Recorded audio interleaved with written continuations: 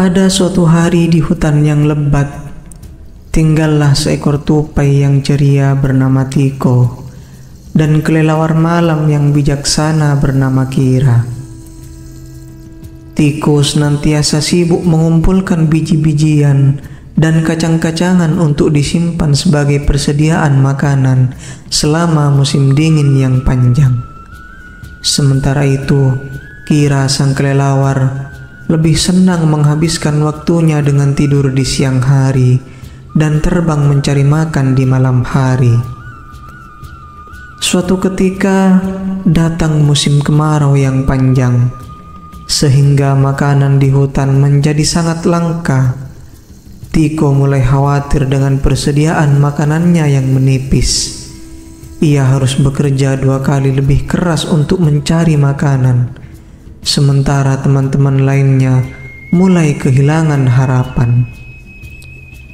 Kira yang melihat kesulitan Tiko merasa kasihan. Ia menghampiri Tiko dan berkata, "Hai teman kecil, mengapa begitu lelah? Bukankah persediaan makananmu cukup untuk bertahan hingga musim berikutnya?" Tiko menghela napas dan menjawab, "Wahai teman malam, persediaan mungkin cukup bagi 1 tupai, tetapi banyak hewan lain di hutan ini yang kelaparan. Saya harus mencoba membantu mereka." Kira terdiam sejenak lalu berkata, "Ternyata engkau memiliki hati yang mulia, Tiko. Aku punya ide. Mari kita kerjasama.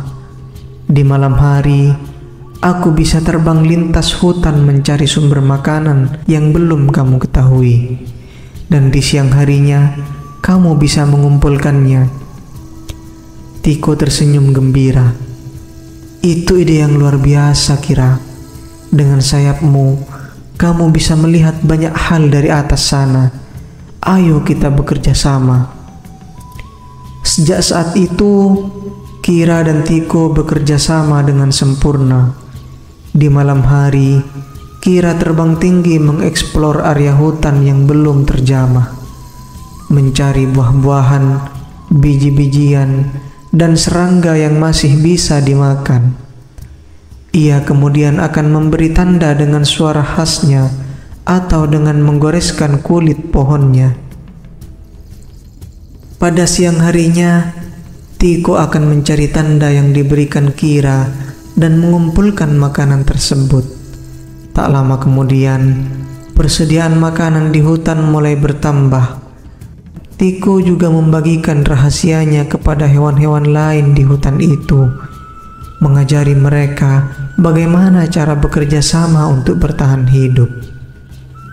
Dengan kecerdikan Tiko dan bantuan Kira, hewan-hewan di hutan itu tidak lagi kelaparan hingga kemarau berakhir. Semua hewan di hutan tersebut belajar nilai penting kerjasama dan saling membantu. Dari kisah Tiko dan Kira ini, para penghuni hutan tahu bahwa persahabatan dan kerjasama bisa mengubah nasib mereka, bahkan dalam situasi terberat sekalipun. Bukit bukan lagi halangan bagi si kecil Tiko, dan kegelapan malam tak lagi hambatan bagi Kira. Mereka menjadi legenda hutan, simbol persahabatan dan kemitraan, menginspirasi generasi yang akan datang untuk terus bekerja sama.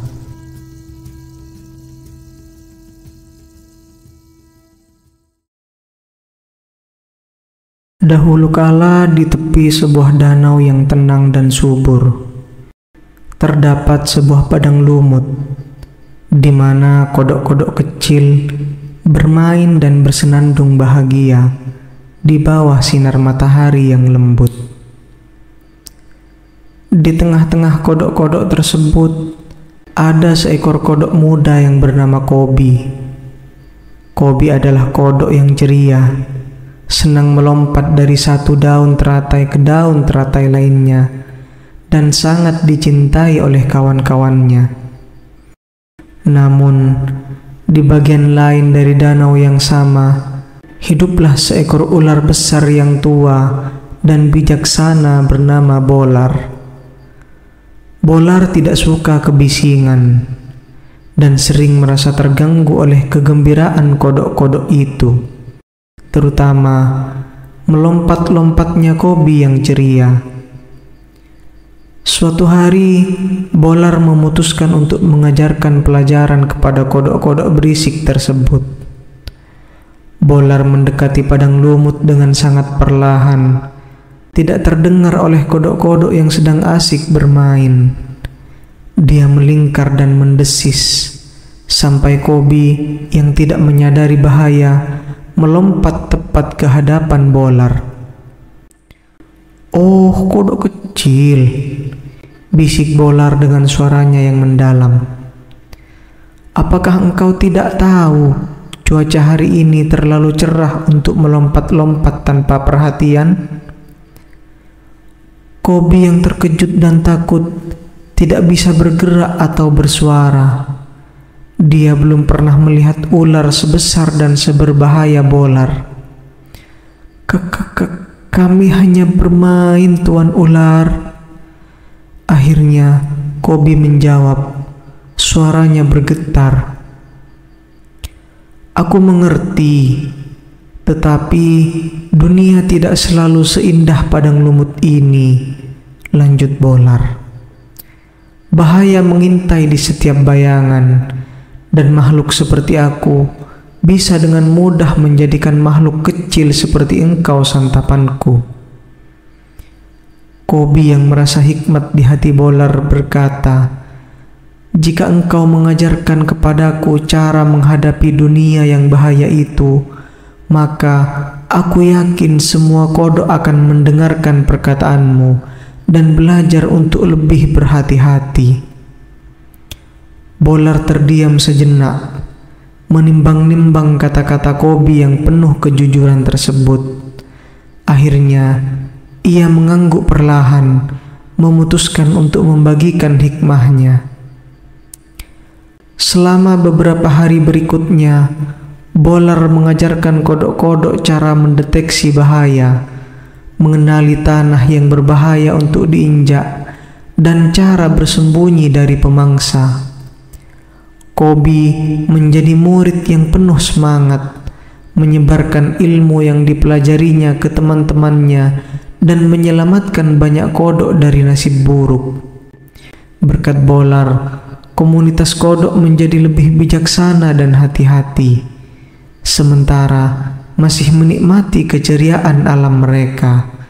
Sedangkan Bolar, meski masih menyukai kesendirian, kini merasa sebuah kehangatan di hatinya, mengetahui bahwa dia telah membuat sebuah perbedaan yang positif di dalam komunitas kecil makhluk yang sebelumnya ia anggap hanya sebagai gangguan.